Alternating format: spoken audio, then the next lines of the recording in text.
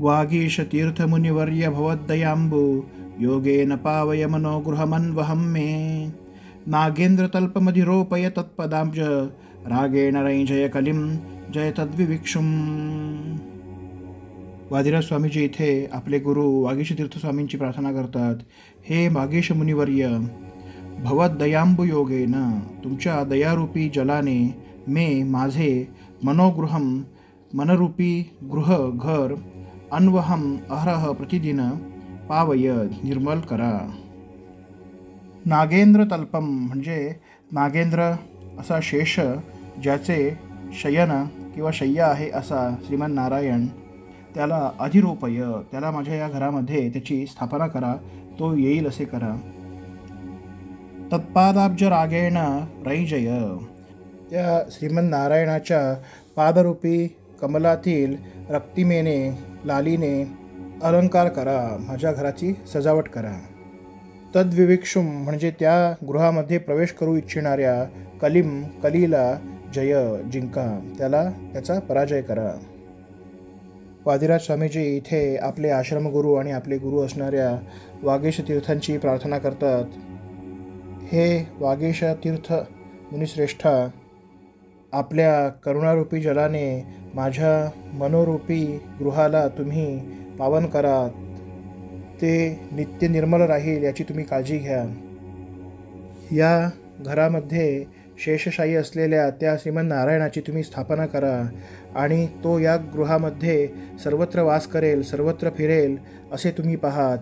त्या श्रीमन नारायणाच्या चरणकमलांचे लाल असे धुलीकण माझ्या घरामध्ये सर्वत्र लागू देत, त्या धुलीकणांनी, त्या लालीने माझ्या घराची सजावट होऊ दे, अशी प्रार्थना वादिराज स्वामीजी वागीश तीर्थांना करतात. तसेच वागीश तीर्थांना सांगतात की तो कली या मनरूपी गृहामध्ये नेहमी प्रवेश करण्यास इच्छुक असतो. अशा कलीला तुम्ही जिंकून तो कली या गृहामध्ये कधीही प्रवेश न करेल असा अनुग्रह तुम्ही माझ्यावरती करा.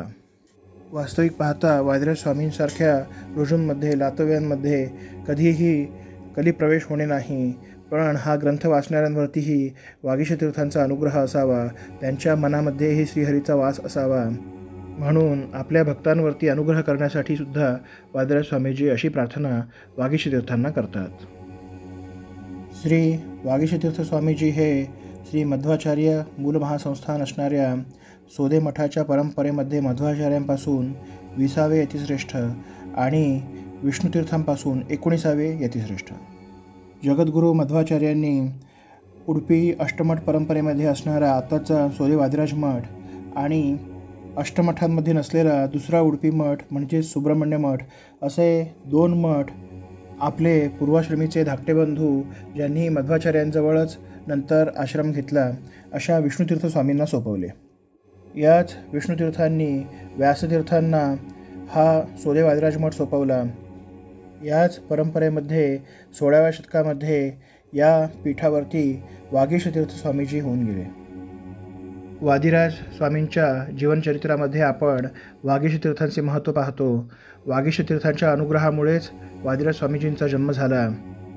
वादिराज स्वामींचा जन्म झाल्यानंतर वागीश तीर्थांनीच प्रथम त्यांना देवाला अभिषेक केलेले दूध पाजले आणि वयाच्या 8व्या वर्षी या भूवराह नामक बालकाला संन्यासाश्रम देऊन त्याचे वादिराज असे नामकरण केले. इसवी सन 1518 चैत्र कृष्ण द्वितीयेला उडुपी कृष्ण मठातील वृंदावन या परिसरामध्ये असणाऱ्या उडुपी अष्टमठातील अनेक परंपरेतील अनेक यतींची वृंदावने जिथे आहेत त्याच प्रदेशामध्ये, त्याच परिसरामध्ये श्री वागीश तीर्थ स्वामींनी वृंदावन प्रवेश केला. आजही वागीश तीर्थांची, त्यांच्या वृंदावनाची जे कोणी सेवा करतात त्यांची मनोकामना वागीश तीर्थ पूर्ण करतात अशी ख्याती आहे. या अष्टमठातील वृंदावनांमध्ये दिसणाऱ्या वागीश तीर्थ स्वामींना जे पितळेचे कवच आज दिसत आहे ते 20व्या शतकाच्या सुरुवातीला कुप्पण्णतंत्री यांनी बनवलेले आहे.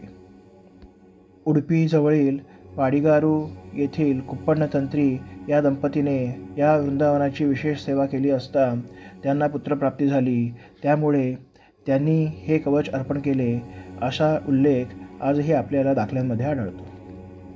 साक्षात कलियुग कल्पतरू, कलियुग कामधेनू असणारे वादिराज स्वामीजी ज्यांच्या अनुग्रहाने जन्मले आणि ज्यांना आश्रम देखील श्री वागीशतीर्थ स्वामींनीच दिला, अशा वागीशतीर्थ स्वामींची तपश्चर्या, त्यांची महिमा किती असेल याचा आपण अंदाज देखील लावू शकत नाही.